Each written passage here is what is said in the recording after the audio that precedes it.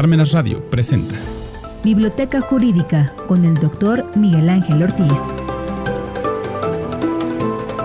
Biblioteca de Miguel Ángel Ortiz Cabrera. Estamos en parmenasradio.org. Y también, como se ha estilado últimamente, desde el año pasado, también nos pueden hacer el favor de vernos en la plataforma de YouTube o aquí, como siempre, en Parmenas Radio a las 11 de la mañana, los viernes. Si es así, vamos a empezar con 7 que tengo aquí apuntados, que espero sean de su agrado por la trascendencia y los temas que abordamos. Bueno, primero, Guacho se declaró culpable. 2, desecha la solicitud de quiebra de concurso de Ricardo Salinas Pliego. Apelación GGL, Genaro García Luna. El que sigue, Vanessa Pedraza, cómplice de GGL. El que sigue, sobrino de Ociel. El sexto punto, cayó el pane. Y el último punto es Requiem por Moisés Romero Beristain y Elías Polanco Braga. Y empecemos. Fíjense que el Guacho, era yerno del Mencho y se declaró culpable en junio del año pasado en Estados Unidos de Norteamérica y lo condenaron a una pena de prisión de 12 años por lavado de dinero.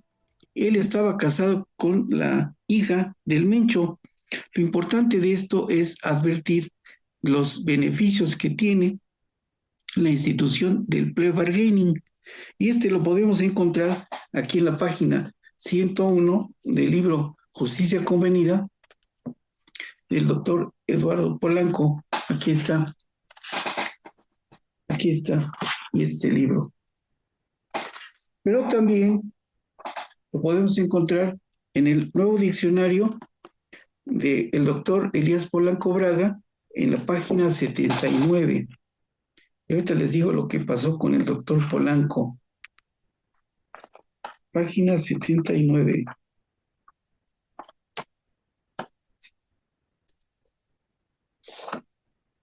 Aquí está. Aquí le llama el doctor criterio de oportunidad. Es el plea bargaining. Aquí está.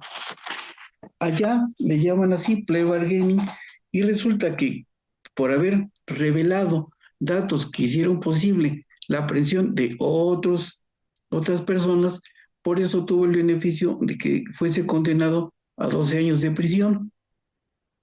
El plea bargaining en síntesis significa negociación, que es lo que mucha gente no entiende. Por eso, lamentablemente, ahora allá se dio el caso de que acaban de indultar a un narcotraficante, a un presidente me parece que de Honduras.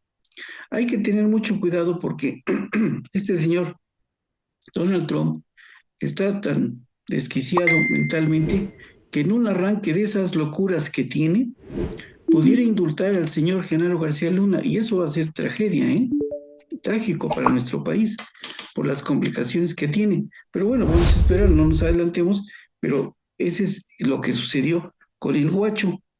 Y bueno, el siguiente punto es, el señor Ricardo Salinas Pliego, que estaba metido en muchas cosas, resulta que tenía una empresa petrolera, y esa empresa petrolera tenía un acreedor al que le debían 960 millones de pesos.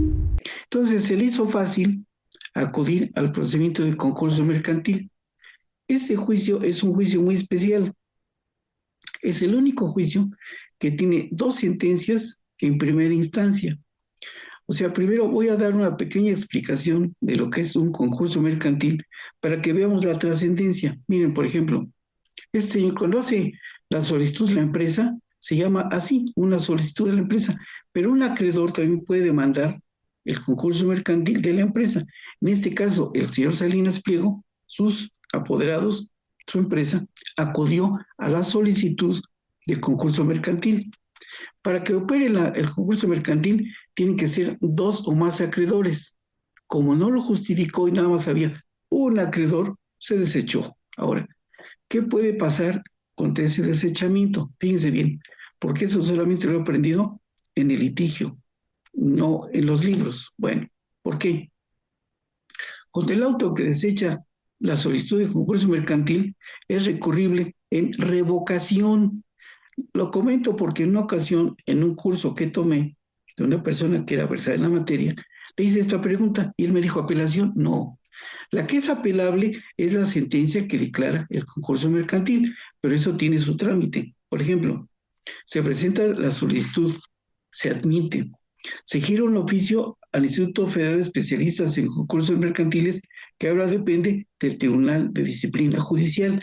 Antes dependía del Consejo de la Judicatura. Una vez que lo recibe, designa un visitador a la empresa, quien se constituye a la empresa y constata efectivamente el estado financiero real de la empresa. El número de acreedores, si están reunidos los estados financieros, tienen que haber acompañado los estados financieros de los últimos 3 años perfectamente auditados. Por esa razón quizás se la hayan desechado también. No lo puedo asegurar categóricamente porque tendría que examinar el expediente y ese solamente está en la capital de la República. Antes podían conocer de los concursos mercantiles los jueces de distrito, pero ahí sucedió un fenómeno. Los jueces de distrito, aunque son muy versados en amparo, no lo son en concursos mercantiles. Entonces había una serie de errores y aberraciones de parte de los jueces de distrito. En lo personal, un día me desecharon una demanda porque según ellos no daban los 4 acreedores, los 2 acreedores, y les demostré que eran 4. A pesar de ello, me desecharon la demanda. O sea, eran bastante ignorantes en la materia concursal. Bueno, una vez que esto sucede, que se admite y que ya se giró el oficio del especialista, que ya se constituyó el que designan especialista en concursos mercantiles, ya el juez ordena que se publiquen los edictos y que se notifique a todos los acreedores que tengan. En la solicitud, el empresario o la empresa, a través de su presidente del consejo o del administrador único, no puede proveer un apoderado. Tiene que ser o el presidente del consejo o el administrador único. Él entonces constata que están reunidos los requisitos e informa pormenorizadamente al juez de concurso quiénes son los acreedores y a ellos se les notifica personalmente, de tal manera que estén en capacidad de concurrir ante el juez que conoce el concurso a deducir sus derechos. Bueno, ¿qué acontece cuando eso no pasa? Pudieran promover un incidente de reconocimiento. Bueno, ¿ante quién se promueve ese reconocimiento de créditos? Ante el conciliador, que es una figura que aparece después. Bueno, una vez que ya están notificados totalmente todos los acreedores, que ya están reunidos todos los requisitos de ley, que se han publicado los edictos, entonces ya está el juez en capacidad de resolver sobre la procedencia del concurso. Y ahí, cuando se declara ese concurso mercantil, ahí fíjense que pasa un fenómeno muy importante. Sencillamente dejan de causarse los intereses, que es lo que agobia a las empresas que acuden a este mecanismo. Y ya después de eso, ya pueden tramitar todo lo demás. Se llaman a los acreedores para que se formen de acuerdo a la categoría que establece la ley. Hay 4 clases de acreedores. Ahorita no nos vamos a entrar en detalle porque si no nos vamos a enredar en esto. Pero son 4 clases de acreedores. Si es así, una vez que están ya deducidos los derechos de ellos, ya pueden empezar.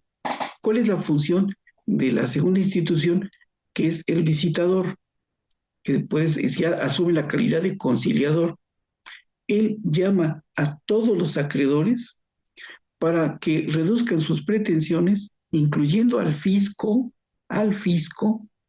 que si esto es así, el fisco está obligado a quitarle los intereses y recargos para que solamente quede el crédito fiscal neto, y entonces pueden hacer. Ahora, aquí pasa una cosa también muy importante. En cada solicitud de concurso tiene que acompañarse forzosa y necesariamente un proyecto de convenio.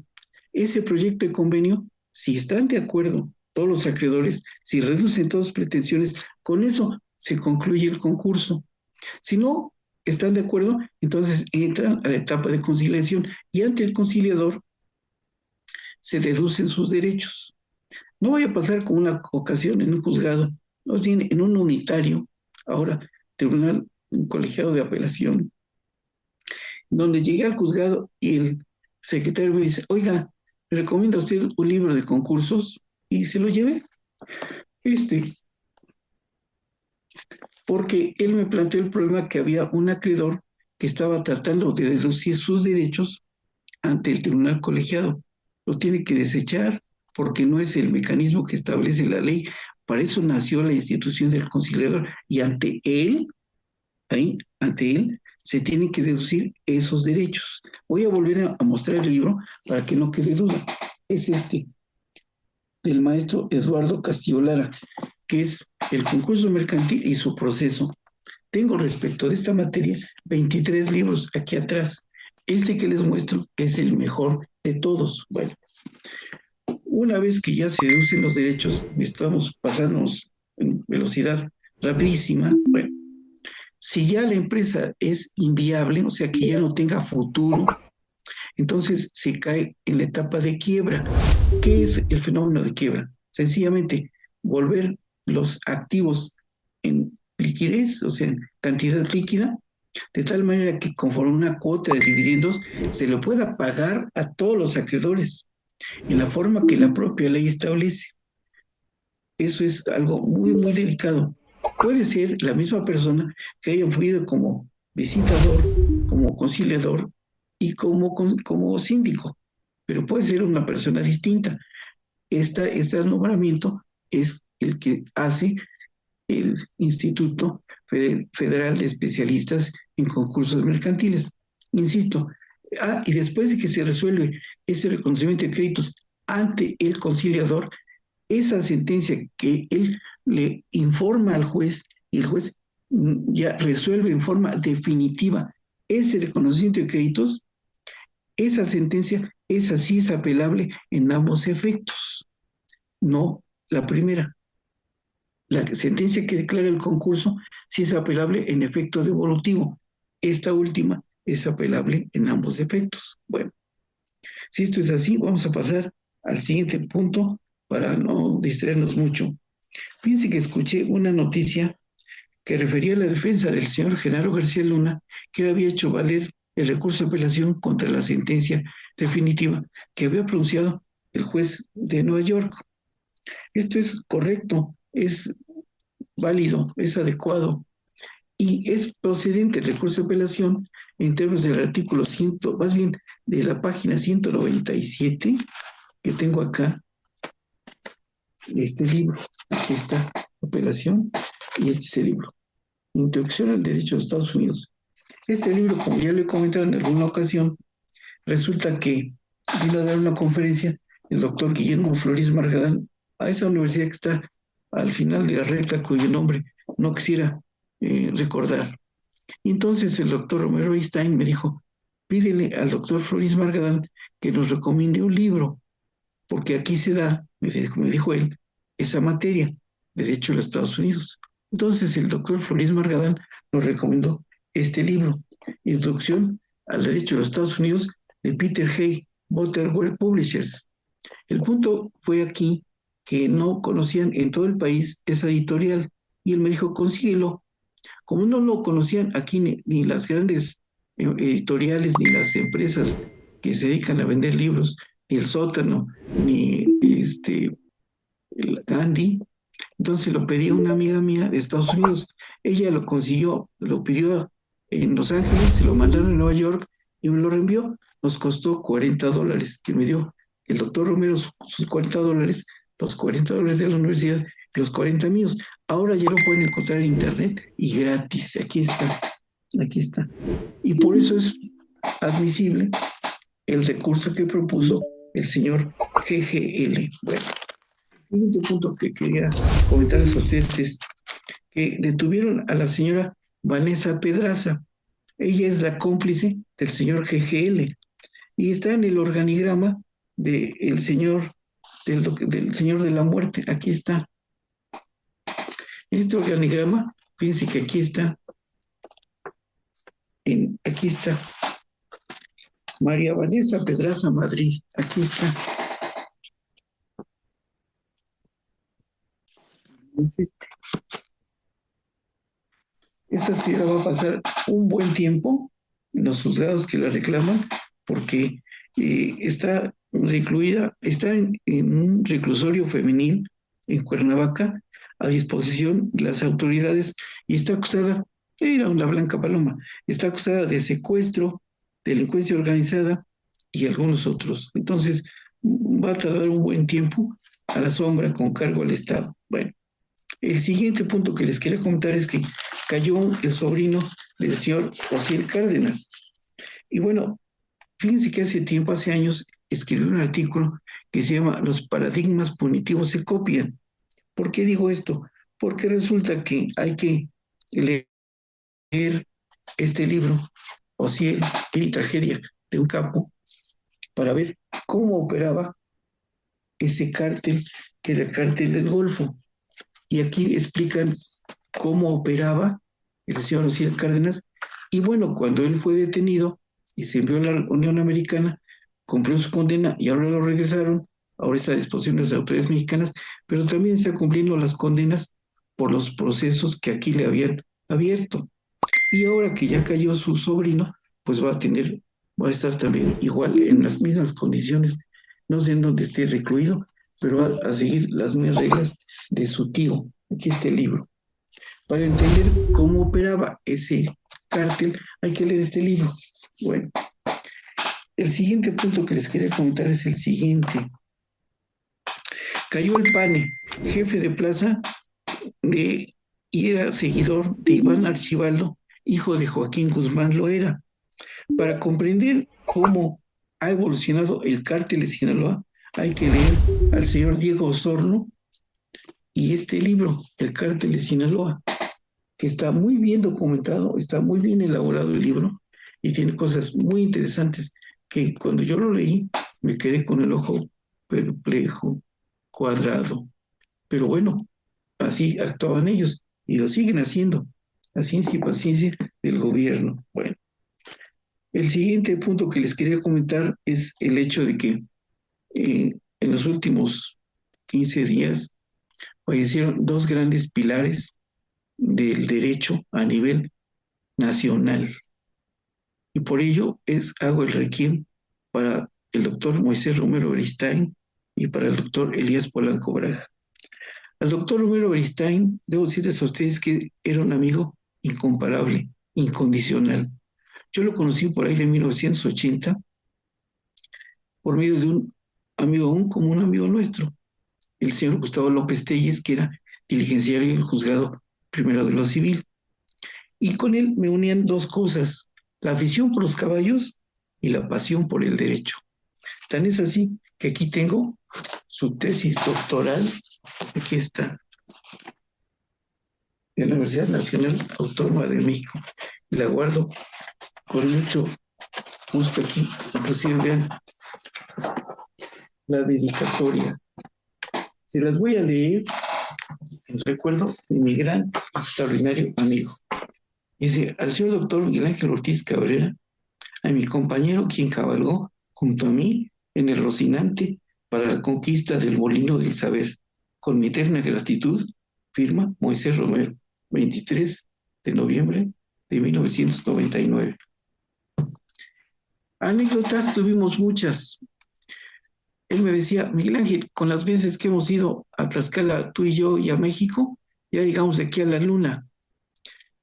Cursamos, él y su servidor, la maestría de fiscal y la de constitucional y amparo, y después el doctorado en la UNAM. Cursamos los idiomas juntos, pasamos los exámenes, supimos los sinsabores que se tienen en la universidad, la mejor universidad del país. Y bueno, vivimos muchas cosas, muchas anécdotas. Nomás voy a relatarles dos de ellas. Un día íbamos corriendo porque los martes nos íbamos en mi coche, los jueves nos íbamos en camión y los sábados en el coche de él o de su hijo Alejandro, que también es doctor en Derecho, el doctor Alejandro Romero Carreto. Entonces era jueves, no iba el doctor Alejandro, sino nada más íbamos él y yo. Al llegar al metro en la parada de Pino Suárez, me detengo por cortesía para que él pasara, entra y se me cierra el vagón del metro. Y yo me quedo afuera y él se queda adentro. Se pega el vidrio y me dice, te espero en Polanco. Y se arranca el vagón, se fue. Bueno, yo ahí me quedé, esperé el siguiente, me subí, ya venía un poquito más despejado, me acomodé y llegué a Copilco y ahí lo encontré. Y me dice, le digo, ¿cómo te fue? Dice, me vine como misiote, pero de abajo, así en medio de puros jalones y estirones. Otro día íbamos corriendo porque íbamos sobre el tiempo y la clase empezaba a las 9. Entonces, al pasar en una coladera, mete el pie y como él era de un calzado muy pequeño, que se queda atolado el pie de él. Entonces, dice, ay, entonces me agaché, le quité el zapato, sacó el pie, le puse el zapato, metió el pie y se fue cojeando a la clase como teníamos que llegar. Y así por el estilo, 1000 cosas que pasamos, afortunadamente todas buenas, todas bien, y logramos la culminación de nuestro esfuerzo para el cual habíamos empezado esa carrera que él apunta en la dedicatoria que me hizo favor de estampar y que guardo con mucho gusto. Y bueno, insisto, amigo incondicional, incomparable. Bueno, el otro punto que les quería comentar es que también falleció el doctor Elías Polanco Braga, que aquí tengo su libro de prosal civil, excelente, extraordinario. Aquí está la dedicatoria. Es favor de estamparlo el 19 de agosto del 2022. Me acabo de enterar ayer que había fallecido. También tengo de él este otro libro, esto lo tengo en la casa de ustedes. Este es el nuevo diccionario del sistema procesal penal acusatorio, juicio oral. Ahora, ¿por qué refiero a lo del doctor Polanco? Fíjense que él era un extraordinario procesalista y él era uno de los miembros del comité de tesis del doctorado de Derecho en la UNAM. Eran los sabios del derecho. El presidente del comité de tesis era el doctor López de Betancourt y estaban siempre ahí integrando el comité el doctor Franco Guzmán, el doctor Carrancay Rivas, el doctor Polanco Braga, el doctor Carlos Daza Gómez, la doctora Eloísa Heredia, y bueno, era lo mejor de lo mejor a nivel nacional. Y él era también un amigo incondicional. La universidad tiene la costumbre de hospedarnos en el hotel.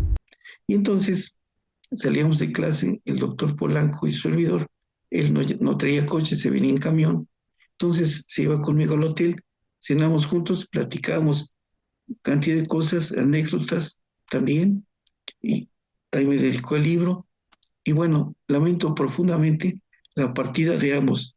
Sé que dejan un legado incomparable, incondicional, para los que quedamos por acá, que fuimos o que somos sus discípulos y sus amigos. Vaya un recuerdo para los dos, para el doctor Moisés Romero Beristain y para el doctor Elías Polanco Braga. Si es así, ofrezco disculpas por la emoción que me invade, pero ya no me queda otra cosa más que agradecerles su fina presencia, en favor de su atención, y estamos listos para ver qué nos depara este próximo 2026, que deseo para ustedes lo mejor del mundo y que nos sigan escuchando semana a semana. Les voy a rogar que tengan la bondad de ponerle like o me gusta, de tal manera que don Agustín tenga forma de cuantificar las personas que nos hacen favor de seguirnos semana a semana. Perdón por esta ofonía que me llegó de momento, y bueno, ni hablar, así es esto de la comunicación. Muchas gracias, buenos días, buenas tardes, buen provecho, hasta la próxima.